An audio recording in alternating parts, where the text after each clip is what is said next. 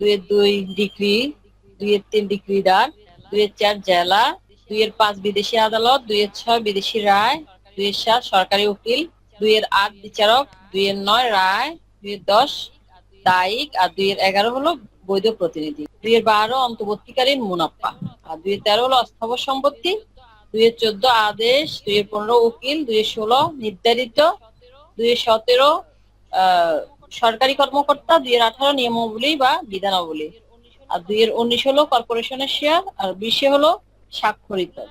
এগুলোর আমরা মনে রাখার সুবিধার্থে মানে কোনটার সাথে কোনটা মিলে ওভাবে আমরা অনেকে পড়ি বা আমিও পড়ছি। যেমন আমি 1-এর সাথে 18 পড়ছি, যেমন বিধি 2-1 হলো বিধি, আর 2-18 হলো বিধিমালা, হ্যাঁ, আর রুলস।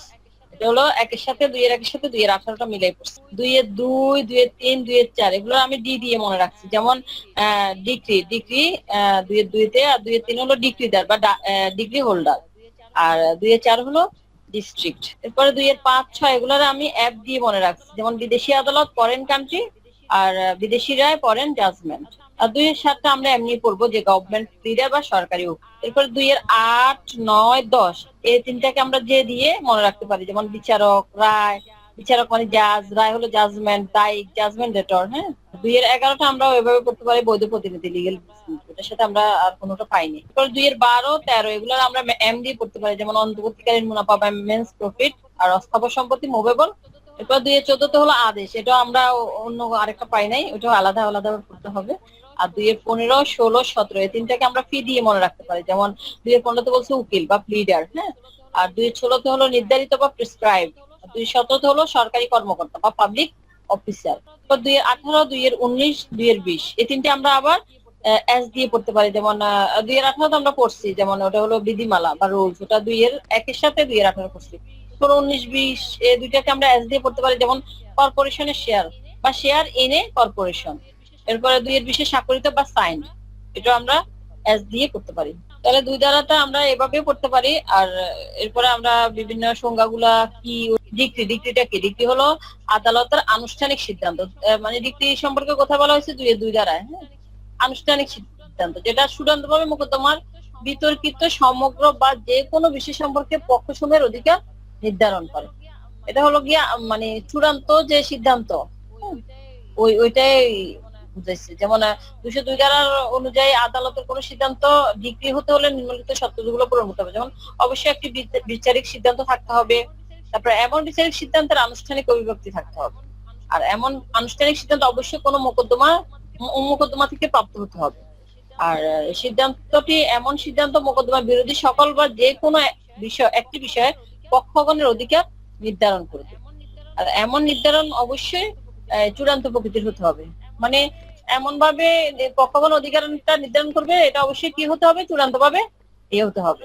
আর আমরা ডিগ্রিটাকে প্রধানত দুই ভাগে ভাগ করা যায়, যেমন প্রাথমিক ডিগ্রি এবং চূড়ান্ত ডিগ্রি। কিন্তু আবার 2 দ্বারায় সংজ্ঞায় আবার কিন্তু বলা হয়েছে 3 ধরনের ডিগ্রির কথা। যেমন প্রাথমিক ডিগ্রি, চূড়ান্ত ডিগ্রি এবং আংশিক প্রাথমিক বা আংশিক চূড়ান্ত ডিগ্রি।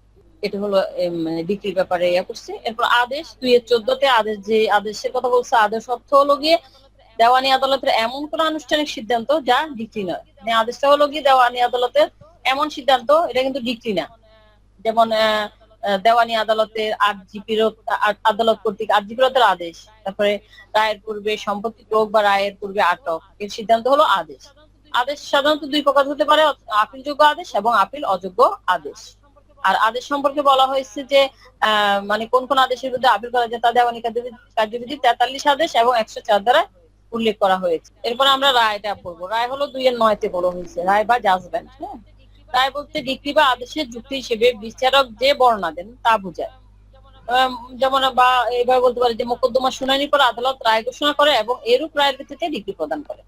2-3 বলছে ডিক্রিদার বা ডিক্রি হোল্ডার, মানে আদালত যে ব্যক্তির পক্ষে ডিক্রি বা জারি করার যোগ্য কোনো আদেশ দেয় সে ব্যক্তিকে কি বলে? ডিক্রিদার। মানে যে পক্ষ কি হয়, যার পক্ষে রায় হয় বা যে জিতে তাকে বলে কি? ডিক্রিদার। আর দায়িক হলো কি? জাজমেন্ট ডেটর। এটা আদালত যে ব্যক্তির বিরুদ্ধে ডিক্রি বা জারি করার যোগ্য কোনো আদেশ দেয় সে ব্যক্তিকে দায়িক বলে, মানে যে হারে তাকে দায়িক বলা হয়। এরপরে আমরা চলে যাব 2-12-তে, 2-7 সরকারি উকিল মানে গভর্নমেন্ট লিডার কি এটা আমরা একটু জেনে নিই। যেমন সরকারি উকিল বলতে দেওয়ানি কার্যবিধির অধীন সুস্পষ্টভাবে বর্ণিত সকল বা কোনো কার্য সম্পাদন করার উদ্দেশ্যে সরকার কর্তৃক নিযুক্ত অফিসারকে বোঝায়, বা সরকারি উকিলের নির্দেশ অনুযায়ী কার্যরত অপর কোনো উকিলকেও সরকারি উকিল বলা হয়। তাহলে সরকারি উকিলের ডিফিনিশন আমরা কোথায় পাইছি? এটা 2-7 পাইছি। এরপরে 2-11 হলো গিয়ে আইনানুগ প্রতিনিধি। আইনানুগ প্রতিনিধি হলো সে ব্যক্তি যে মৃত ব্যক্তির সম্পত্তির প্রতিনিধিত্ব করে। যে ব্যক্তি মৃত ব্যক্তির সম্পত্তি পরিচালনা করে এবং যে ব্যক্তি মৃত ব্যক্তির প্রতিনিধি হিসেবে মোকদ্দমা করে বা মৃত ব্যক্তির প্রতিনিধি হিসেবে যার বিরুদ্ধে মামলা করা যায়, যেমন উত্তরাধিকার, উইলের নির্বাহক, সেবায়িত, আইনানুগ প্রতিনিধি হিসেবে মোকদ্দমা দায়ের করতে পারে। এরপর 2-8 আমরা কি পাইছি? জজ বা বিচারক। বিচারক বা জজ অর্থ হলো দেওয়ানি আদালত পরিচালনাকারী কর্মকর্তা। এরপরে আমরা আলোচনা করব মেন্স প্রফিট বা অন্তর্বর্তীকালীন মুনাফা। অন্তর্বর্তীকালীন মুনাফাটা হলো বেআইনিভাবে দখলকৃত সম্পত্তিতে, কোন সম্পত্তি ধরেন বেআইনিভাবে দখল হয়েছে, সেই সম্পত্তিতে স্বাভাবিক নিয়মে যে মানে লাভ হয়, বা বেআইনিভাবে দখলকার ব্যক্তি সাধারণ বুদ্ধিমত্তা যে লাভ করতে পারত, সুদ সহ উক্ত মুনাফাকে মধ্যবর্তী মুনাফা বা মেন্স প্রফিট বলে। তবে বেআইনিভাবে দখলদার ব্যক্তি উক্ত সম্পত্তির কোনো উন্নয়ন করলে এবং সে উন্নয়নের ফলে কোনো মুনাফা হলে উক্ত মুনাফা মধ্যবর্তী মুনাফা হিসেবে গণ্য হবে না। মানে আপনি ধরেন বেআইনিভাবে কোনো একটা সম্পত্তি দখল করছেন, যেভাবে ইয়া করছেন ওভাবে যদি আপনি মানে কোনো লাভ করেন বা ভাড়া দেন, ওইটা হলো গিয়ে মধ্যবর্তী মুনাফা। কিন্তু ওইটাতে যদি আপনি ওখানে আবার একটা সম্পত্তি দখল করছেন, বাট ওখানে যদি আমরা মানে কোনো ঘর দিয়ে নিজেরা মানে ইয়ে করছি, ঘর দিয়ে ঘরটা ভাড়া দিই, তখন ওটা কোনো উন্নয়ন করছি, সেক্ষেত্রে কিন্তু মানে অন্তর্বর্তীকালীন মুনাফা হবে না। এটা বলছে 2-12-তে। তাহলে আমরা সংজ্ঞাগুলো এই পর্যন্তই আমরা পড়ি, সংজ্ঞাগুলো আমরা মানে এই পর্যন্তই পড়ি। আর আপনাদের কি আর কোনো ইয়ে হলে একটু বলতে পারেন। এরপরে আমরা ধারা 3-এ চলে যাব। ধারা 3 হলো আদালতের অধীনতা। যেমন কোন আদালতের অধীনে থাকবে বা অধস্থান, ওটা আমরা আলোচনা করবো। যেমন হাইকোর্ট বিভাগের, যেমন সাবঅর্ডিনেশন অফ কোর্টস, হাইকোর্ট বিভাগের অধস্থান হবে কি? জেলা জজ আদালত ও নিম্ন পর্যায়ের সকল আদালত ও ক্ষুদ্র বিষয়ক আদালত। মানে হাইকোর্ট বিভাগের মানে অধস্তন থাকবে জেলা জজ এবং তার নিম্ন পর্যায়ে যত আছে আদালত আছে সবগুলো, এবং ক্ষুদ্র বিষয়ক আদালত গুলো থাকবে হাইকোর্ট বিভাগের অধস্তন। আর জেলা জজ আদালতের অধস্তন হবে জেলা জজের নিম্ন পর্যায়ের সকল আদালত ও ক্ষুদ্র বিষয়ক আদালত। এরপরে দেওয়ানি আদালত আইন 1887 এর 3 ধারার মধ্যে বা সিভিল কোর্টস অ্যাক্ট 1887 এর 3 ধারার মধ্যে বর্তমানে বাংলাদেশে 5 প্রকার দেওয়ানি আদালত আছে। যেমন জেলা জজ আদালত, অতিরিক্ত জেলা জজ আদালত, যুগ্ম জেলা জজ আদালত, সিনিয়র সহকারী জজ আদালত, সহকারী জজ আদালত। তাহলে আমরা আদালত কয় প্রকার পাইছি? বাংলাদেশে দেওয়ানি আদালত 5 প্রকার। যেমন জেলা জজ আদালত, অতিরিক্ত জেলা জজ আদালত, যুগ্ম জেলা জজ আদালত, সিনিয়র সহকারী জজ আদালত এবং সহকারী জজ আদালত। এগুলোর মধ্যে মূল বা আদি এখতিয়ার সম্পূর্ণ আদালত আবার 3 প্রকার। যেমন মূল এখতিয়ার সম্পূর্ণ আদালত মোকদ্দমা গ্রহণ করতে পারবে, যে 3টা মানে আদালত মোকদ্দমা গ্রহণ করতে পারে, বা বিচারিক আদালত হলো 3টি। যেমন যুগ্ম জেলা জজ আদালত, সিনিয়র সহকারী জজ আদালত এবং সহকারী জজ আদালত। এরপর হলো গিয়ে সিভিল কোর্টস অ্যাক্ট 1908 মানে দেওয়ানি কার্যবিধি এবং সিভিল কোর্টস অ্যাক্ট 1887 অনুযায়ী দেওয়ানি আদালতের এখতিয়ার প্রধানত 3 প্রকার। যেমন বিষয়বস্তুগত এখতিয়ার বা সাধারণ এখতিয়ার, এটা হলো 9 দ্বারা আলোচনা করা হয়েছে। আর্থিক এখতিয়ার, এটা 6 দ্বারা, এবং আঞ্চলিক এখতিয়ার 16 থেকে 20 দ্বারা। এগুলো সিভিল কোর্টস অ্যাক্ট অনুযায়ী দেওয়ানি আদালত প্রতিষ্ঠিত হয়। এরপর আমরা ধারা 4-এ পড়বো সেভিংস বা সংরক্ষণ। এটা আমি এত ডিটেলস আলোচনা করবো না। এরপরে ধারা 6-এ চলে যায়। ধারা 6 হলো গিয়ে আমাদের জন্য অনেক ইম্পর্টেন্ট, যেমন আর্থিক এখতিয়ার, পিকুনিয়ারি জুরিডিকশন। তাহলে দেওয়ানি আদালতের আর্থিক এখতিয়ার নির্ধারণ করা হয় দেওয়ানি আদালত আইন 1887 দ্বারা। মানে 1887 সালে সিভিল কোর্টস অ্যাক্ট অনুযায়ী 18-19 ধারায় এই সম্পর্কে বলা হয়েছে, এবং সিপিসি 15 ধারা অনুযায়ী। তাহলে সহকারী জজের আর্থিক এখতিয়ার 1 টাকা থেকে 15 লক্ষ টাকা পর্যন্ত বর্তমানে। সিভিল কোর্টস অ্যামেন্ডমেন্ট অ্যাক্ট 2021 অনুসারে এটা হয়েছে। অর্থাৎ এই আদালত উচ্চ মূল্যমানের ঊর্ধ্বে কোনো বিষয়বস্তু বিচার করতে পারবে না। এরপরে সিনিয়র সহকারী জজের আর্থিক এখতিয়ার 25 লক্ষ 1 টাকা হইতে 15 লক্ষ 1 টাকা হইতে 25 লক্ষ টাকা পর্যন্ত। এটা সিভিল কোর্টস অ্যামেন্ডমেন্ট অ্যাক্ট 2021 অনুসারে। অর্থাৎ এই আদালত উক্ত মূল্যমানের ঊর্ধ্বে কোনো বিষয়বস্তু বিচার করবে না। আর যুগ্ম জেলা জজের আদালতের মূল মোকদ্দমা দায়েরের বেলায় আর্থিক এখতিয়ারের মানে আর্থিক অধিকারের সীমাবদ্ধতা নাই। অর্থাৎ বর্তমানে 25,01,000 হইতে ওই জেলা অবস্থিত যে কোনো মূল্যমানের মোকদ্দমা যুগ্ম জেলা জজ আদালতে দায়ের করা যাবে। এটা আমরা amendment act, civil courts amendment act 2021 অনুসারে ইয়ে করব। আর এখানে আপিলের ক্ষেত্রে ইয়ে হবে 5 কোটি টাকা, আর 5 কোটি টাকার উপরে হলে হবে গিয়ে হাইকোর্ট বিভাগে আপিল করা যাবে। জেলা জজ হবে গিয়ে 5 কোটি টাকা পর্যন্ত, আর এরপরে 5 কোটি টাকার উপর থেকে হবে কোথায়, হাইকোর্ট বিভাগ থেকে। এটা হলো 6 ধারা। আচ্ছা, এরপর আমরা ধারা 7-এ পড়বো। ধারা 7 হলো কি ক্ষুদ্র বিচার বিষয়ক আদালত সমূহ, স্মল কজ কোর্টস। যেমন 1887 সালে স্মল কজ কোর্ট আইন মতে গঠিত কিংবা স্বল্প এখতিয়ার প্রয়োগকারী অন্যান্য আদালতের ক্ষেত্রে নিম্নোক্ত বিধানসমূহ প্রযোজ্য হবে না। যেমন সিপিএসি এর যে বিষয়গুলো নিম্নোক্ত বিষয় সম্পর্কিত, যেমন যে মোকদ্দমাগুলো স্মল কজ কোর্টের এখতিয়ার বহির্ভূত, মানে যে মোকদ্দমাগুলো ক্ষুদ্র বিষয়ক আদালতের এখতিয়ারের বাহিরে, হ্যাঁ, উক্তরূপ মামলায় ডিক্রি জারি, স্থাবর সম্পত্তির ডিক্রি জারি, ওই মামলায় যে ডিক্রি জারি হয় এবং স্থাবর সম্পত্তির যে ডিক্রি জারি হয়। এরপর ক্ষয় বলছে যে নিম্নলিখিত ধারাসমূহ প্রযোজ্য নয়, যেমন ধারা 9, 91, 92, 94, 95 এর বিধানগুলো নিম্নোক্ত বিধান সম্পর্কিত হয়, ওগুলা স্মল কজ কোর্টের ক্ষেত্রে প্রযোজ্য নয়। স্থাবর সম্পত্তির ক্রোক আদেশ, তারপর নিষেধাজ্ঞা, স্থাবর সম্পত্তির তত্ত্বাবধায়ক নিয়োগ, 94 ধারার উমদপ্পায় বর্ণিত উল্লেখিত অন্তর্বর্তীকালীন আদেশ সমূহ, এবং ধারা 96 থেকে 112 ও 115। এটা হলো আমরা ইয়াতে পড়ছি, মানে ধারা 7-এর বিষয়। ধারা 8-এ হলো গিয়ে প্রেসিডেন্সি স্বল্প এখতিয়ার আদালত, এটা আমরা ডিটেলস পড়বো না। এরপর আমরা ধারা 9-এ চলে যাই। ধারা 9-এ বলছে যে বিষয়বস্তুগত এখতিয়ার বা সাধারণ এখতিয়ার বা দেওয়ানি প্রকৃতির মোকদ্দমা বা নিষেধ না থাকলে আদালত সকল প্রকার দেওয়ানি মোকদ্দমার বিচার করবে। যেমন এখানে বলছে যে মানে এই আইনে বর্ণিত বিধান সাপেক্ষে এবং প্রত্যক্ষ ও পরোক্ষ নিষেধ না থাকলে আদালত সকল প্রকার দেওয়ানি প্রকৃতির মোকদ্দমার বিচার করার এখতিয়ার থাকবে।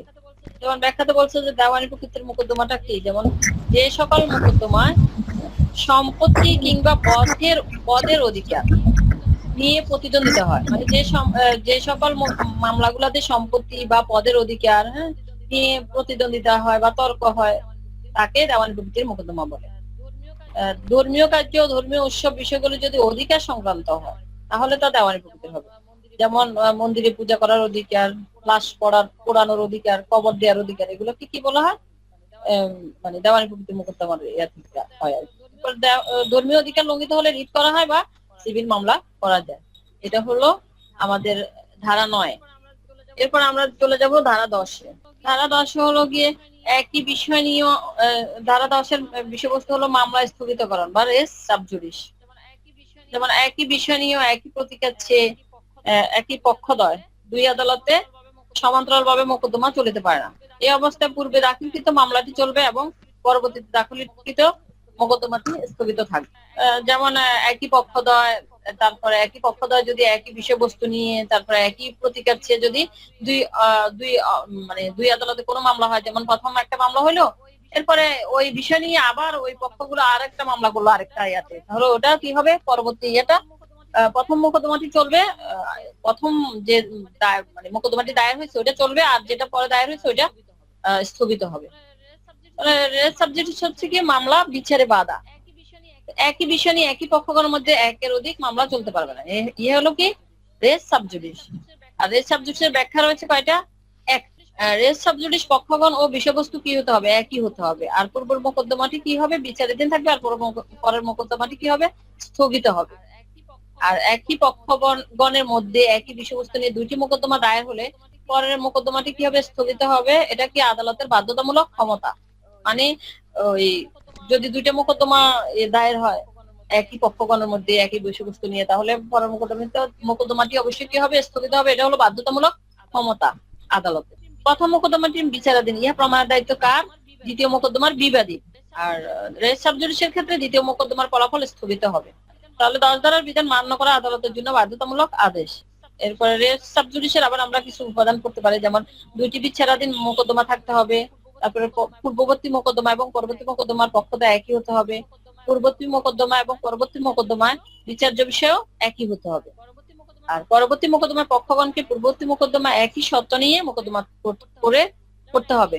যেমন একই সত্যের উপর ভিত্তি করে মোকদ্দমা করতে হবে। আর পূর্ববর্তী মোকদ্দমাটি বাংলাদেশে এখতিয়ার সম্পন্ন আদালতে বিচারাধীন থাকতে হবে। এটা আমরা 10 ধারাতে পড়তে পারি। এরপরে 11 ধারা হলো গিয়ে res sub judice, res judicata, sorry, res judicata বা দোবারা দোষ। আর এখানে আমরা ওই যে 10 ধারা কিন্তু কোনো বিদেশি আদালতের মামলার ক্ষেত্রে প্রযোজ্য হবে না, ঠিক আছে। এরপর আমরা 11 ধারাতে পড়তে পারি যেমন রেস জুডিকাটা বা দোবারা দোষ। যেমন রেস জুডিকাটা নীতির মূল কথা হলো কি, এখতিয়ার সম্পন্ন আদালত কর্তৃক চূড়ান্তভাবে নিষ্পত্তিকৃত কোনো বিচারিত বিষয়কে পরবর্তীতে পুনরায় বিচার করা যাবে না। মানে এখতিয়ার সম্পন্ন আদালতে কোনো একটা বিচার হয়ে গেছে, চূড়ান্তভাবে নিষ্পত্তি হয়ে গেছে, সেখানে কিন্তু পরবর্তীতে পুনরায় ওই বিষয় নিয়ে একই পক্ষদল আবার মামলা করতে পারবে না। আর একটি চূড়ান্তভাবে নিষ্পত্তিকৃত মোকদ্দমা অন্যটি পরবর্তীতে দায়েরকৃত মোকদ্দমা হতে হবে, ঠিক আছে। যেমন একবার নিষ্পত্তিকৃত কোনো মোকদ্দমা পুনরায় বিচার করা যায় না। যদি পুনরায় বিচার করতে হয় করে তাহলে কি হবে, এটা মানে পরের মোকদ্দমাটি খারিজ হয়ে যাবে, এটাই বলছি। এরপরে রেস জুডিকাটা মামলা হলো কি দায়েরে বাধা, মামলা দায়েরে বাধা রেস জুডিকাটা। আর রেস সাবজুডিস হলো মামলা বিচারে বাধা, ঠিক আছে। রেস জুডিকাটা অর্থ হচ্ছে আদালত কর্তৃক নিষ্পত্তিকৃত বিষয়। আর রেস জুডিকাটার শর্ত হচ্ছে একই পক্ষ একই বিচার্য বিষয় একই সত্য। আর রেস জুডিকাটার ব্যাখ্যা আছে কয়টি? 6টি। আর রেস সাবজুডিসের ব্যাখ্যা আছে এক।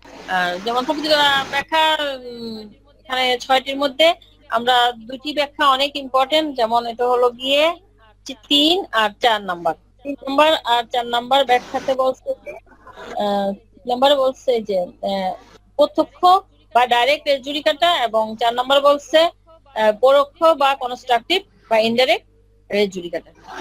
ভারতে বলছে যে যখন কোনো বিধি মোতাবেক বা কোনো বিশেষ কারণে পরিয়াদি দ্বারা পুনরায় মামলা করা হতে বারিত করা হয়, তখন যে আদালতের প্রতি এই আইন প্রয়োগযোগ্য সেরূপ কোনো আদালতে তিনি সে একই কারণ নিয়ে পুনরায় মামলা করতে পারবেন না।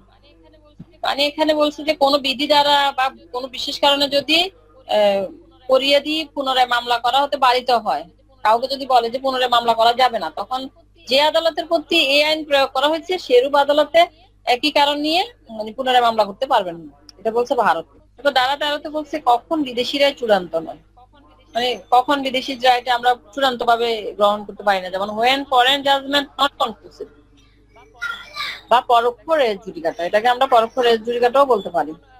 যেমন কোন বিদেশি আদালত কোন বিষয়ে বিচার করলে ও তাহা একই পক্ষগুলো বা তাদের সূত্রে এক বা একের অধিক শত দাবিকারীর ভিতর একই বিষয়ক মামলা হলে বিদেশি আদালতের রায় চূড়ান্ত বলে অভিহিত হবে। তবে এর ব্যতিক্রম আছে 6টি। যেমন যে ক্ষেত্রে উপযুক্ত এখতিয়ার সম্পন্ন আদালত দ্বারা রায় ঘোষণা মানে হলে, যেমন এমন হয় যে দেখা যাবে উপযুক্ত এখতিয়ার সম্পন্ন আদালত দ্বারা রায়টা ঘোষণা করা হয় নাই, তখন এটা মানে চূড়ান্ত হবে না। তারপরে মামলার গুণাগুণের উপর ভিত্তি করে যদি রায় দেয়া না হয়, মামলার গুণাগুণের উপর যদি ভিত্তি করে রায় দেয়া না হয়। এরপরে আন্তর্জাতিক আইনে ভ্রান্ত ব্যাখ্যা বা মামলাটির প্রতি প্রয়োগযোগ্য বাংলাদেশের আইন অস্বীকার করে রায় দেওয়া হয়েছে, বা এমন কোন রায় দেওয়া হয়েছে যে মানে আইনের ভুল ব্যাখ্যা দিয়ে তারপরে বাংলাদেশের আইনকে অস্বীকার করছে, হ্যাঁ, ওই রকম রায় দিলে তাহলে এটা কখনো কি চূড়ান্ত হবে না। এরপরে বলছে যে রায় আইনগত ব্যবস্থার দ্বারা দেওয়া হয়েছে তা তো অনুষ্ঠিত পদ্ধতি কার্য ব্যবস্থা ন্যায় বিচারের বহির্ভূত হলে, যেখানে দেখা যাবে ন্যায় বিচার লঙ্ঘিত হয়েছে, সেখানে এই রায়গুলা মানে বিদেশি রায় হলো এটা চূড়ান্ত হবে না। এরপরে প্রতারণার মাধ্যমে যদি কোনো রায় দেওয়া হয়। আবার বলছে যে বাংলাদেশের প্রচলিত কোন আইনের পরিপন্থী কোন দাবির রায়ে বজায় রাখা হলে, মানে এমন কোন দাবি দিল যে এটা বাংলাদেশের আইনে পরিপন্থী, তাহলে 6টি ব্যতিক্রমের ক্ষেত্রে আমরা বিদেশি রায় চূড়ান্ত করবো না, আর অন্যান্য ক্ষেত্রে হবে। এরপরে ধারা 14তে বলছে বিদেশি রায় সম্পর্কে অনুমান। মানে আমাদের এখানে বলছে যে কোন বিদেশি রায়ের সত্যায়িত নকল বলে কথিত কোন দলিল দাখিল করা হলে, আর এর মানে কোন বিদেশি রায়ের সত্যায়িত নকল যদি দাখিল করা হয় এবং বিপরীত কোনো প্রমাণ যদি না পায়, হ্যাঁ, আদালত দ্বারা অনুমান করা হবে যে রায়টি উপযুক্ত এখতিয়ার সম্পন্ন আদালতে প্রদান করেছে, কিন্তু সংশ্লিষ্ট আদালত এই ব্যাপারে এখতিয়ার ছিল না বলে প্রমাণ হলে অনুমানটি খর্ব হতে পারে। মানে এটা যদি আবার হয় যে এখতিয়ার ছিল না এই আর, তখন এই অনুমানটি নষ্ট হয়ে যেতে পারে বা এটা অনুমান করা যাবে না। এরপরে আমরা পড়বো ধারা 15, যে আদালতে মামলা করতে, তাহলে প্রত্যেকটি মামলা উহার বিচার করার যোগ্যতা সম্পূর্ণ সর্বনিম্ন পর্যায়ের আদালতে রুজু করতে হবে। তাহলে আমরা এখানে মানে কোথায় মামলা করতে হবে, এটা বলছে যোগ্যতা সম্পূর্ণ সর্বনিম্ন পর্যায়ের আদালতে মামলা রুজু করতে হবে বা দায়ের করতে হবে। এখানে সর্বনিম্ন আদালত বলতে দুইটি আদালতকে বুঝেছে, যেমন আঞ্চলিক এখতিয়ার এবং আঞ্চলিক এবং আর্থিক দুইটা ক্ষেত্রে প্রযোজ্য হয়। হলে এরপর 16 হলো গিয়ে বলছে যে মোকদ্দমার স্থান। হ্যাঁ, যেখানে মামলার বিষয়বস্তু অবস্থিত সেখানে মামলা দায়ের করতে হবে। মানে যেখানে মামলার বিষয়বস্তুটা অবস্থিত সেখানে, মানে জমি যেখানে মামলা হবে সেখানে। এটা হলো আমাদের মূল কথা হলো 16 ধারা। যেমন নালিশি সম্পত্তি যেখানে অবস্থিত সেখানে মোকদ্দমা রুজু করতে হবে। আপনার নালিশি সম্পত্তিটার যদি আমার ধরেন নালিশি সম্পত্তি ফেনীতে অবস্থিত, তাহলে আমি ফেনীতেই ওই কোনো ইয়া হলে মানে কোনো মামলা করার কারণ উদ্ভব হলে সেখানেই মামলা করতে হবে। এটা বলছে 16 ধারার বিষয়। তো ধারা 17 বলছে যে বিষয়বস্তুর অবস্থান যদি বিভিন্ন আদালতে, কারণ মোকদ্দমার বিষয়বস্তু বা সম্পত্তি ভিন্ন ভিন্ন আদালতের স্থানীয় সীমার মধ্যে অবস্থিত হলে মোকদ্দমা যে কোনো একটি আদালতে দায়ের করা, তবে উক্ত আদালতে হস্তান্তরের জন্য আবেদন করবেন। যেমন এখানে কি বলছে যে এমন কোন মোকদ্দমা যেটা একাধিক আদালত মোকদ্দমাটি যখন ইয়া করবে, কোন একটা আদালতে দায়ের করবে, তখন বিবাদী পক্ষ কি করবে, বিচার্য বিষয় নির্ধারণের আগে বা সময় কি করবে, অপর পক্ষকে নোটিশ দিয়ে মামলা স্থানান্তরের আবেদন করবেন। এটা ধারা 22 বলছে।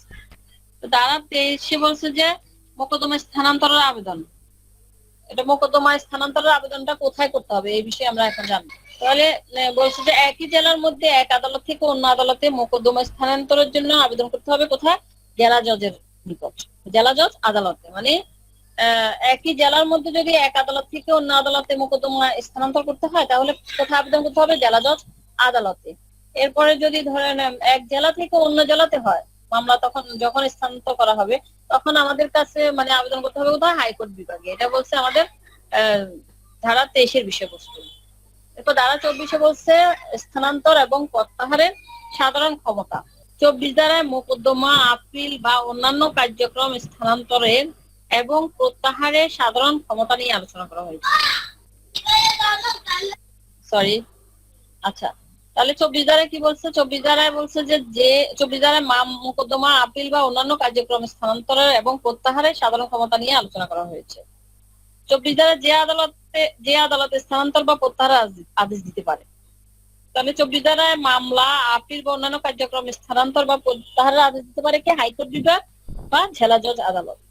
আর 24 ধারায় আদালত যে আদেশ দিতে পারে। 24 ধারা হাইকোর্ট বিভাগ বা জেলা জজ কোন পক্ষের আবেদন ক্রমে বা স্বপ্রণোদিত হয়ে মোকদ্দমার যে কোনো পর্যায়ে কোন মোকদ্দমা, আপিল বা অন্য কার্যক্রম স্থানান্তরের আদেশ দিতে পারে বা কোন মোকদ্দমা, আপিল বা অন্য কার্যক্রম প্রত্যাহারের আদেশ দিতে পারে। মানে স্থানান্তরের আদেশ দিতে পারে এবং কি প্রত্যাহারের মানে আদেশ দিতে পারে।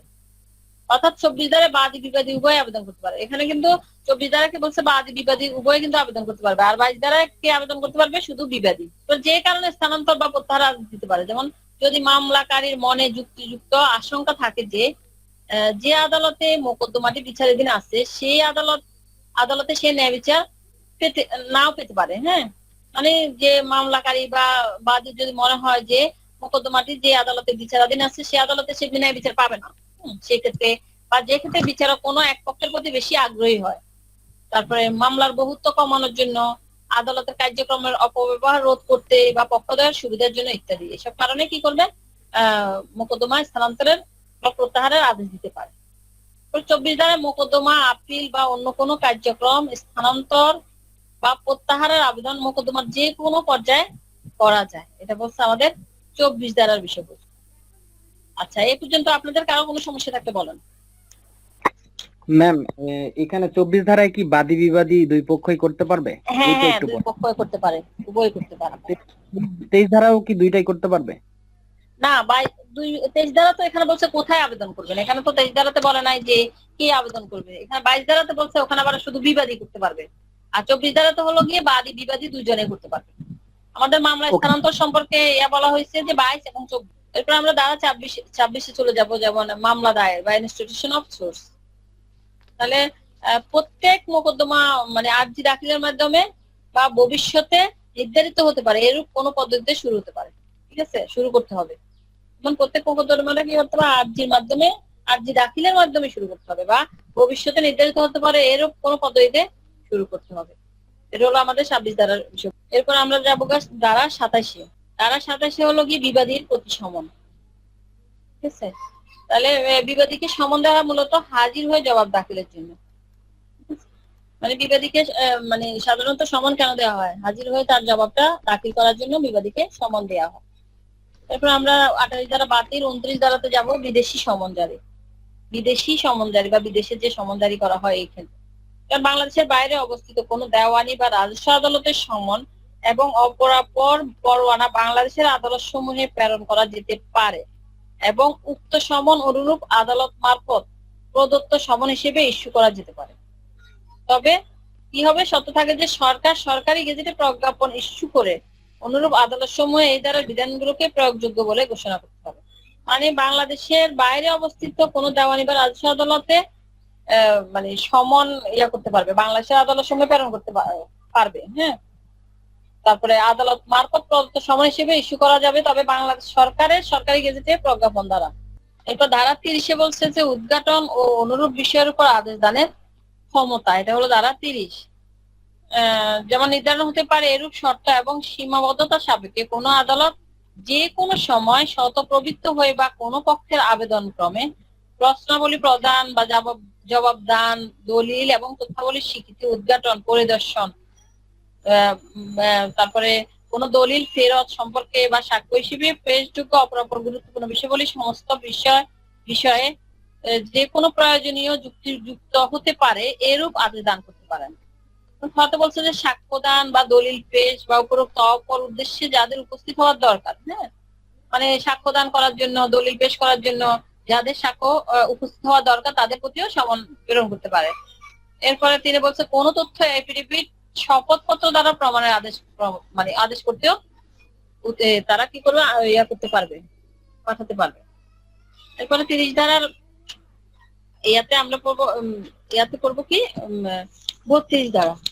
30 ধারার সাথে পরে আমরা পড়বো 32 ধারা। 32 ধারাতে বলছে যে সমান অমান্যের দণ্ড, মানে 30 ধারা যে সমান দিচ্ছে ওটা যদি অমান্য করে তখন কি হবে আমরা এটাই দেখবো। যেমন 30 ধারা মোতাবেক যাকে সমন দেওয়া হয়েছে আদালত তাকে উপস্থিত হতে বাধ্য করতে পারে এবং এই উদ্দেশ্যে গ্রেপ্তারি পরোয়ানা প্রেরণ করতে পারবেন, তাহার সম্পত্তি ক্রয় ও বিক্রয় করতে পারবেন, আর তাহার উপর অনধিক 500 টাকা জরিমানা করতে পারবেন। আর তার হাজিরার জন্য তাকে জামানত দেওয়ার আদেশ করতে পারেন ও জামানত না দিলে তাকে কারাগারে পাঠাতে পারেন। এটা হলো 32 ধারার বিষয়। 30 ধারাতে যদি সে সমান অমান্য করে তাহলে এই শাস্তিগুলো সে ভোগ করবে। এরপরে ধারা 31 বলছে সাক্ষীর প্রতি সমন। ধারা 31 বলছে যে সাক্ষীর প্রতি সমন সাক্ষ্যদান বা দলিলাদি বা অপরাপর দরকারি বিষয়ে পেশ করার জন্য সমনের ক্ষেত্রে 27 ও 29 নং ধারার বিধানগুলো প্রয়োগযোগ্য হবে। এটা 31-এ। এরপরে আমরা চলে যাব রায় ও ডিক্রি। এটা হলো ধারা 33, রায় ও ডিক্রি। ধারা 33-এ বলছে যে মামলা শুনানির পর আদালত রায় ঘোষণা করবে এবং এরূপ রায়ের উপর ভিত্তি করে ডিক্রি প্রদান করবে। তাহলে মামলা শুনানির পর রায় ঘোষণা করবে এবং এরূপ রায়ের উপর ভিত্তি করে ডিক্রি প্রদান করবে। এটা হলো কি আমরা 33-এ পড়ছি। এরপর আমরা ধারা 34-এ চলে যাব। এটা হলো সুদ। সুদের কথা বলছে, সুদ কতটুকু হবে তা আদালতের বিবেচনামূলক ক্ষমতা, নির্দিষ্ট নয়। যেমন অর্থের মামলার ক্ষেত্রে মামলার তারিখ থেকে ডিক্রির তারিখ পর্যন্ত যে সুদ হয়, মানে অর্থের মামলার ক্ষেত্রে মামলার তারিখ থেকে আপনি যেদিন মামলা করছেন ওই তারিখ থেকে ডিক্রির তারিখ পর্যন্ত যে সুদ হয় তা প্রদানের জন্য আদালত কি করবে? তা প্রদানের জন্য আদালত ডিক্রিতে উল্লেখ করে দিবেন। তাহলে তা প্রদানের জন্য আদালত ডিক্রিতে উল্লেখ করবেন। আর ডিক্রির তারিখ হতে টাকা পরিশোধের তারিখ পর্যন্ত সময়ের জন্য অথবা আদালত ইচ্ছে করলে তারও পূর্বের তারিখ হতে বিচারপ্রাপ্ত সমগ্র টাকার উপর আরো অধিক সুদ দেওয়ার জন্য আদেশ দিতে পারে। তবে আদালত ডিক্রির মধ্যে সুদ সম্পর্কে উল্লেখ না করলে বা নীরব থাকলে আদালত সুদ অগ্রাহ্য করেছে বলে বিবেচিত হবে, আর উল্লেখের জন্য পৃথক মামলা হবে না। মানে আপনাকে এখানে সুদ সম্পর্কে বলা হয়েছে যে এটাতে যদি আদালত সুদ সম্পর্কে কোনো কিছু উল্লেখ না করে তাহলে এটা অগ্রাহ্য করেছে বলে গণ্য হবে। ধারা 35 বলছে খরচাদি বা কস্ট। একে বলছে যে নির্ধারিত হতে পারে এরূপ শর্তাবলী ও সীমাবদ্ধতা এবং বলবৎ আইনের বিধান সাপেক্ষে মামলার খরচ ও আনুষঙ্গিক ব্যয় বিষয়ে আদালতের ইচ্ছের উপর নির্ভর করে। মানে মামলার খরচ এবং আনুষঙ্গিক যে ব্যয় হবে এটা আদালতের ইচ্ছের উপর নির্ভর করবে। তারপর কার দ্বারা কোন সম্পত্তি হতে কি পরিমাণ খরচ দিতে হবে তা ধার্য করারও সেই বিষয়ে প্রয়োজনীয় নির্দেশ প্রদানের বিষয়ে আদালতের কি হবে? পূর্ণ ক্ষমতা থাকবে। এরূপ ক্ষমতা প্রয়োগে মামলা বিচারে আদালতের এখতিয়ার নেই বলে কোনো বাধা সৃষ্টি করবে না। মানে এরূপ ক্ষমতা সে প্রদান করার সময় বলবে না যে কেউ প্রশ্ন তুলতে পারবে না যে মামলা বিচারের এখতিয়ার ওই আদালতের নেই। এরপর 2 বলছে যে আদালত মামলার খরচ প্রদান না করার নির্দেশ দিলে তার কারণ লিখিতভাবে বর্ণনা করবে। মানে আদালত যদি মানে খরচ প্রদান না করার নির্দেশ দেয়, তার মিথ্যা বা বিব্রতকর দাবি বা আত্মপক্ষ সমর্থন সম্পর্কে ক্ষতিপূরণমূলক খরচ। তাহলে দেখেন, যদি কোনো মামলা বা জারির কার্যক্রমে বা অপর কোনো কার্যক্রমে যা আপিল নয়, হ্যাঁ, কোনো পক্ষের দাবিতে জবাবে কোনো পক্ষ মিথ্যা বিরক্তিকর বলে ধারণা করা হলে এই ধারণার কারণ লিপিবদ্ধ করে ক্ষতিপূরণ হিসেবে আপত্তিকারীকে খরচ প্রদানের জন্য কি দিবে, আদেশ দিবে। তারপরে যা আদালতের এখতিয়ার অতিক্রম করবে না এবং 20,000 টাকার বেশি হবে না। মানে কোনো পক্ষ যদি কোনো ইয়ে করে, যে কোনো দাবি করে, সেটা যদি মিথ্যা হয়, বিরক্তিকর হয়, তাহলে কি করবে, অপর পক্ষকে ক্ষতিপূরণ দানের আদেশ দিবে। এটা তা কি হবে, 20,000 টাকার বেশি হবে না। এবার 2 বলছে যে এই ধারার অধীন কোনো লোকের বিরুদ্ধে ক্ষতিপূরণের আদেশ দেওয়া হলেও তার বিরুদ্ধে ফৌজদারি মামলা হতে অব্যাহতি প্রদান করা হবে না। মানে এই ধারার অধীন কোন লোকের বিরুদ্ধে যদি ক্ষতিপূরণের আদেশ দেওয়া হয়, তার বিরুদ্ধে ফৌজদারি মামলা, মানে ফৌজদারি মামলাও দেওয়া যাবে। এই ধারার অধীন মঞ্জুরকৃত খরচের পরিমাণ পরবর্তী খেসারত বা ক্ষতিপূরণের মামলায় বিবেচনায় রাখতে হবে। এটা আমরা 35-এর পথে পড়ছি। তাহলে আমরা ক্ষতিপূরণমূলক খরচ পেলাম কি, 20,000 টাকা, এটাই বলছে। এরপরে হলো গিয়ে ধারা 35-এর খতে বলছে অন্তর্বর্তী বিষয়গুলো সম্পর্কে আনিত দরখাস্ত বিলম্বে আনিত হওয়ার জন্য খরচ। যেমন যে সকল দরখাস্ত বা লিখিত আপত্তি বা জবাব দাখিল করতে হয়, তা যদি আদালত কর্তৃক নির্ধারিত সময়ের মধ্যে না করে, হ্যাঁ, তাহলে আদালত সর্বোচ্চ 2,000 টাকা অপরপক্ষকে দেওয়ার নির্দেশ দিবে। মানে যেমন ধরেন, নির্ধারিত সময়ের মধ্যে যখন কোনো দরখাস্ত বা লিখিত জবাব দাখিল করতে কেউ ব্যর্থ হয়, তখন অপর পক্ষকে কি বলবে, 2,000 টাকা দেওয়ার নির্দেশ দিতে পারবে আদালত। আর যদি ওই টাকা জমা না দেয়, তাহলে দরখাস্তটা শুনানির জন্য গৃহীত হবে না। এটা একই বলছে। তো 2 বলছে যে লিখিত জবাব পেশ করার পূর্বে যে দরখাস্ত পেশ করা যেত, তা যদি লিখিত জবাব পেশ করার পর দাখিল করা হয়, তাহলে আদালত অপর পক্ষকে সর্বোচ্চ 3,000 টাকা খরচা প্রদানের শর্ত গ্রহণ করে ইয়ে করবে। আর খরচা প্রদানে ব্যর্থ হলে দরখাস্ত বাতিল হবে। এটা হলো 35-এর খ। এতটুকু বুঝছেন আপনারা? মানে এতটুকুতে আর কোনো সমস্যা হবে না ম্যাম। আচ্ছা, তাহলে আমরা 35-এর খটা একটু আরেকবার 35-এর খ। বলেন। আচ্ছা ভাইয়া, 35-এর খতে বলছে যে মানে কোনো 2,000 আর বিষয়টা, 3,000 হ্যাঁ হ্যাঁ হ্যাঁ, 2,000 হলো কি, জানেন, যে সকল দরখাস্ত গুলো বা লিখিত আপত্তি গুলা আদালত কর্তৃক নির্ধারিত সময়ের মধ্যে যদি দিতে ব্যর্থ হয়, হ্যাঁ, তখন কি হবে, 2,000 টাকা অপর পক্ষকে দেওয়ার নির্দেশ দিবে। বুঝছেন? মানে কোন যে সকল দরখাস্ত বা লিখিত আপত্তি দাখিল করতে আদালত কর্তৃক নির্ধারিত সময়ের মধ্যে যদি সে দাখিল করতে না পারে, হ্যাঁ, তখন অপর পক্ষকে কি বলবে, 2,000 টাকা খরচ প্রদানের নির্দেশ দিবে আর কি। না পারে, আর এটা তখন যদি না 2,000। দেয়, হ্যাঁ, আর ওটা যদি না দেয়, তাহলে শুনানির জন্য গৃহীত হবে না ওই দরখাস্তটা। আর লিখিত জবাব পেশ করার পূর্বে যে দরখাস্ত পেশ করা যেত, মানে আপনি লিখিত জবাব পেশ করার আগে যদি কোনো যে দরখাস্তগুলো পেশ করা যায়, ওইটা যদি আপনি লিখিত জবাব পেশ করার পর দাখিল করেন, তাহলে আদালত অপর পক্ষকে কি দিবে, 3,000 টাকা খরচ প্রদানের নির্দেশ দিবে। আর ওই খরচগুলো যদি প্রদানে ব্যর্থ হয়, তাহলে দরখাস্ত বাতিল হবে। এটা হলো 35-এর খতে। এরপর আমরা ধারা, হ্যাঁ, আমরা এখন ধারা 36-এ যাবো। খাদিজা শব্দ আসতেছে। ধারা 36 বলছে আদেশ জারি। যেমন এই আইন মতে ডিক্রি জারির জন্য যে বিধান আছে, আদেশ জারির জন্য সেই বিধান প্রযোজ্য হবে। মানে এখানে ডিক্রি জারির জন্য যে বিধানটা আছে, আদেশ জারির জন্য সেই বিধান প্রযোজ্য হবে। আর ধারা 37 বলছে ডিক্রি প্রদানকারী আদালতের সংজ্ঞা। যে আদালত ডিক্রি প্রদান করেছেন বলতে, মানে যে আদালত ডিক্রি প্রদান করেছেন বলতে, জারিযোগ্য ডিক্রি আপিলে থাকলে, মানে জারিযোগ্য ডিক্রিটা যদি আপিলে থাকে, তখন মূল বা প্রাথমিক আদালত। আর মূল আদালত বিলুপ্ত হলে, হ্যালো, হ্যাঁ, খাদিজা ম্যাম, আপনি কি বলবেন কিছু? খাদিজার এখান থেকে সাউন্ড আসছে, বুঝতে হবে। এমনি সংক্ষিপ্তভাবে বলতে পারি যে যে আদালত ডিক্রি প্রদান করেছে তাকে ডিক্রি প্রদানকারী আদালত বলা যায়। কিন্তু আমরা এমনি বইয়ের ভাষায় বলতে পারি যে যে আদালত ডিক্রি প্রদান করেছে বলতে, জারিযোগ্য ডিক্রি আপিলে থাকলে, মানে জারিযোগ্য ডিক্রি যদি আপিলে থাকে, তখন মূল বা প্রাথমিক আদালতকে বোঝাবে, ঠিক আছে। আর মূল আদালত যদি বিলুপ্ত হয় বা এখতিয়ার যদি না থাকে, হ্যাঁ, সেক্ষেত্রে ডিক্রি জারির সময় যে আদালত ওই বিষয়ে মামলা শুনানির যোগ্যতা রাখে, মানে ডিক্রি জারির সময় যে আদালতটা মামলা শুনানি করে, সেই আদালতকে বুঝাবে। ধারা 38 বলছে ডিক্রি প্রদান জারিকারী আদালতের সংজ্ঞা, বা যে আদালত দ্বারা ডিক্রি জারি করা যায়। ধারা 38 যেমন ডিক্রি জারি করতে পারে যে আদালত ডিক্রি প্রদান করেছে, মানে যে আদালত ডিক্রি প্রদান করেছে সে আদালত ডিক্রি হচ্ছে যে ডিক্রি আদালত দ্বারা ডিক্রি জারি করা যায়, ঠিক আছে, এটা বলছে। এরপরে ধারা 39 বলছে ডিক্রি স্থানান্তরীকরণ বা ট্রান্সফার অফ ডিক্রি। এক বলছে যে ডিক্রি দানকারী আদালত নিম্নোক্ত কারণে ডিক্রিদারের আবেদনে বা ডিক্রিদারের আবেদনে ডিক্রিটি জারির জন্য স্থানান্তর করতে পারে। যেমন কত বলছে, যার বিরুদ্ধে ডিক্রি দেওয়া হয়েছে সে অন্য আদালতের সীমার মধ্যে বসবাস করলে, ব্যবসা করলে বা লাভজনক কাজ করলে, মানে ধরেন আপনার বিরুদ্ধে স্থানান্তর কখন করবে, যার বিরুদ্ধে ডিক্রি দেওয়া হয়েছে সে যদি অন্য আদালতের সীমার মধ্যে, অন্য আদালতের এখতিয়ারের মধ্যে থাকে, হ্যাঁ, আদালতের সীমার মধ্যে স্বেচ্ছায় বসবাস করে বা ব্যবসা করে বা লাভজনক কাজ করলে।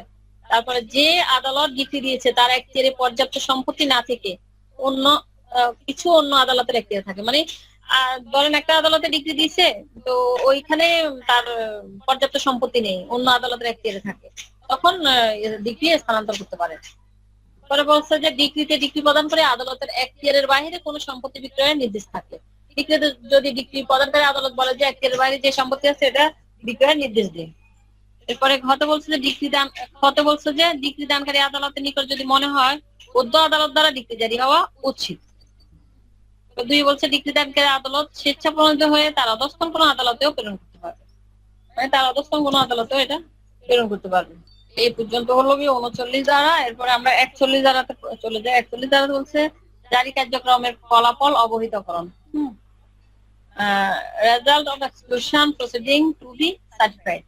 যেমন যে আদালতে ডিক্রি জারির জন্য প্রেরিত হয় সেই আদালত ডিক্রি জারি করলে অথবা ব্যর্থ হলে তার কারণ লিপিবদ্ধ করে উভয় বিষয়ে রিপোর্ট প্রদান করবে ডিক্রি প্রদানকারী আদালত, মানে জারি কার্যক্রমের ফলাফল সম্পর্কে অবহিত করবে আর কি। যেমন কোন যে আদালতটা ডিক্রি জারি করছে, হ্যাঁ, বা ডিক্রি জারির জন্য যে আদালতে প্রেরণ করা হয়েছে সে যদি ডিক্রি জারি করে বা সে যদি ডিক্রি জারি করতে না পারে তার কারণটা কি করবে, লিপিবদ্ধ করবে, করে রিপোর্ট প্রদান করবে কোথায়, ডিক্রি প্রদানকারী আদালতে।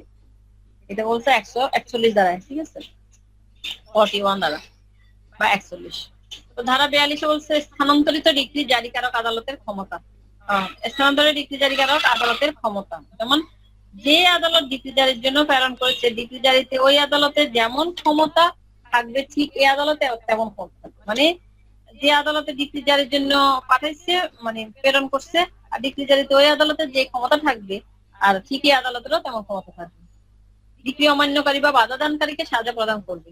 এরপর হলো 39 ধারার অধীন প্রয়োজনে ডিক্রি স্থানান্তর করার ক্ষমতা 50-এর একমতে বৈধ প্রতিনিধির বিরুদ্ধে জারির ব্যবস্থা।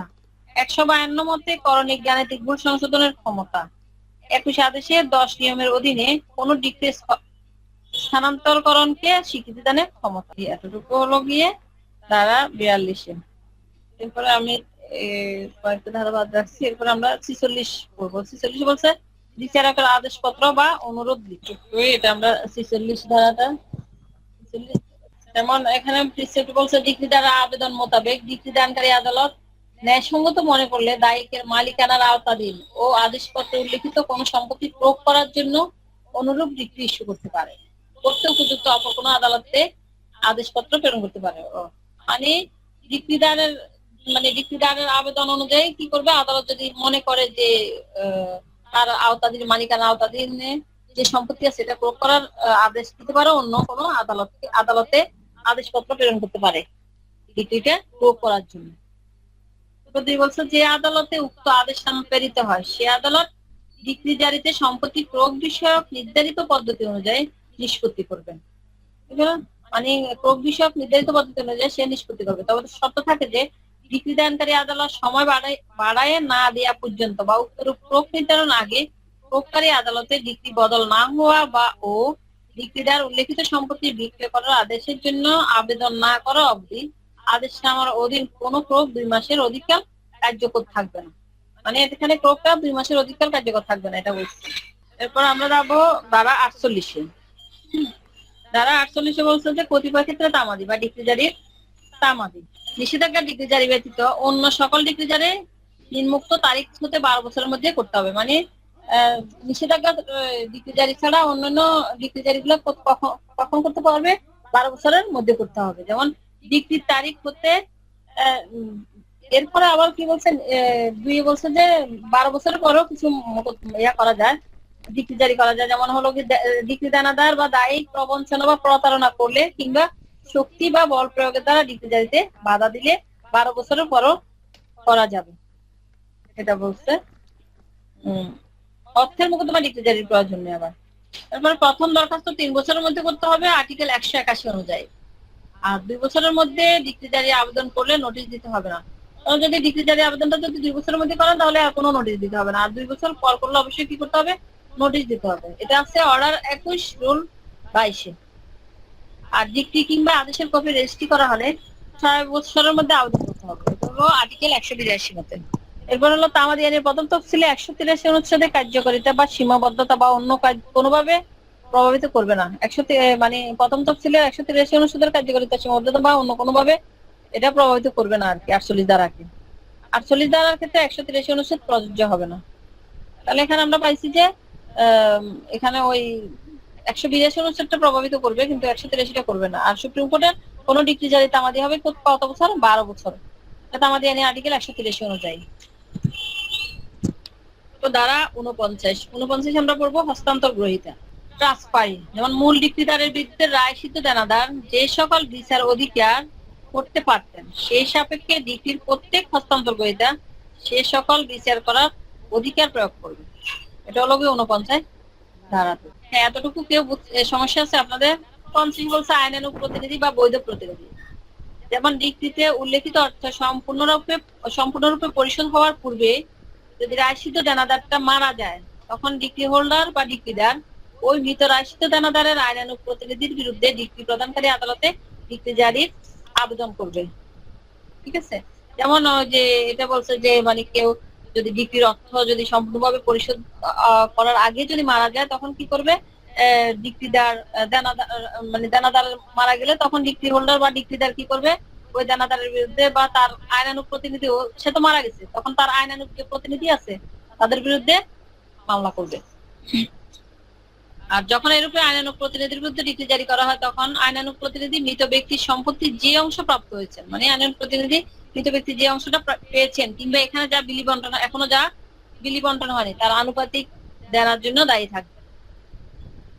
এক্ষেত্রে ডিক্রি জারিকারী আদালত স্বেচ্ছায় কিংবা ডিক্রিদার আবেদনে ওই আইনানুগ প্রতিনিধির দায়িত্বের পরিমাণ নির্ধারণের জন্য তাকে তার উপযুক্ত হিসাব দাখিল করতে বাধ্য করতে পারবেন। এটা হলো 50 ধারার বিষয়বস্তু। এরপর আমরা চলে যাব ধারা 51। ধারা 51 বলছে ডিক্রি জারি কার্যকর করার জন্য আদালতের ক্ষমতা বা ডিক্রি জারিকারী আদালতের ক্ষমতা। যেমন নির্ধারিত শর্ত এবং সীমাবদ্ধতা সাপেক্ষে ডিক্রি জারির আবেদনে আদালত নিম্নোক্ত 5টি উপায়ে ডিক্রি জারি আদেশ করতে পারেন। যেমন ডিক্রিভুক্ত সম্পত্তি অর্পণের দ্বারা, তারপরে সম্পত্তি ক্রয় বা নিলাম বিক্রয় দ্বারা, নিলাম বিক্রয় দ্বারা অথবা বিনা ক্রয়ে নিলাম বিক্রয় দ্বারা। তারপরে হলো কি দেনাদারকে গ্রেপ্তার ও কারাগারে আটক করে বা দেওয়ানি কয়েদে আটক করে, তারপর রিসিভার নিয়োগ করে এবং অন্য যে কোনো পন্থা অবলম্বন করে বা প্রয়োজন শুনে অন্য কোনো উপায়ে। তাহলে আমরা ডিক্রি জারি আদালতের ক্ষমতা 5টি কি কি পাইছি? ডিক্রিভুক্ত সম্পত্তি অর্পণের দ্বারা, তারপরে সম্পত্তি ক্রয় বা নিলাম বিক্রয় দ্বারা, দেনাদারকে দেওয়ানি কয়েদে আটক করে রিসিভার নিয়োগ করে বা অন্য যে কোনো পন্থা অবলম্বন করে। পরে প্রকৃত সম্পত্তি ক্রয়কে 2 বছরের মধ্যে ফেরত নিতে হয়। অস্থায়ী নিষেধাজ্ঞার জন্য কোনো সম্পত্তি ক্রয় হলে তা 1 বছরের মধ্যে ফেরতের আবেদন করতে হবে। সাধারণত কি করবে, প্রকৃত সম্পত্তিটা ক্রয়কে 2 বছরের মধ্যে ফেরত দিতে হবে। আর অস্থায়ী নিষেধাজ্ঞার জন্য কোনো সম্পত্তি যদি ক্রয় হয় সেক্ষেত্রে কি 1 বছরের মধ্যে ফেরতের আবেদন করতে হবে। স্বার্থ সংশ্লিষ্ট ব্যক্তি প্রকৃত সম্পত্তি ফেরতের জন্য 6 মাসের মধ্যে আবেদন করতে, এটা বলা হয়েছে। তাহলে এরপরে আমরা চলে যাব ধারা 52-তে। ধারা 52 এত ইম্পর্টেন্ট না, 52, 53 ওগুলো এত ইম্পর্টেন্ট না, এগুলো আমি জাস্ট হালকা একটু পড়ছি। যেমন ধারা 52 বৈধ প্রতিনিধির উপর ডিক্রির কার্যকারিতা। এরপর ধারা 53 পৈতৃক দায়, যেটা উঠে বলা হয়েছে। ধারা 54-তে আমরা চলে যাই। যেমন ধারা 54 সম্পত্তি বাটোয়ারা বা অংশ বিভাজন। ধারা 54-তে বলছে যে সম্পত্তি বাটোয়ারা বা অংশ বিভাজন যখন সরকারি রাজস্ব প্রদানের জন্য ধার্যকৃত অবিভক্ত সম্পত্তি বাটোয়ারার জন্য কিংবা অনুরূপ কোন সম্পত্তির কোন অংশের পৃথক দখলের জন্য ডিক্রি প্রদত্ত হলে তখন কালেক্টর কিংবা কালেক্টরের অধস্তন কোন গ্যাজেটের পদে কর্মচারী উক্ত সম্পত্তির বাটোয়ারা বা অংশ বিভাজন করবেন। মানে কোন যখন যে সম্পত্তিগুলা সরকারের মানে রাজস্ব প্রদানের জন্য ধার্যকৃত বা খাজনা নেই ওই অবিভক্ত সম্পত্তিগুলা বাটোয়ারার জন্য এবং কি কোন সম্পত্তির অংশের পৃথক দখলের জন্য ডিক্রি হলে তখন কে নিবে, কে করবে, মানে বাটোয়ারাটা কালেক্টর বা কালেক্টরের অধীনস্থ গেজেটেড পদের কর্মচারী। এরপরে আমরা ধারা 55 করব। ধারা 55 হলো গিয়ে গ্রেপ্তার ও আটক। গ্রেপ্তার ও আটকের ক্ষেত্রে বলছে যে কোনো সময়ে, গ্রেপ্তার ও আটক, এটাতে আমরা ইংলিশটা পড়তে পারি। ইংলিশটা হলো গিয়ে অ্যারেস্ট এন্ড ডিটেনশন। মানে একটা বলছে যে কোনো সময় যে কোনো দিনে ডিক্রি জারির জন্য সাব্যস্ত দানাদারকে গ্রেপ্তার করা যাবে।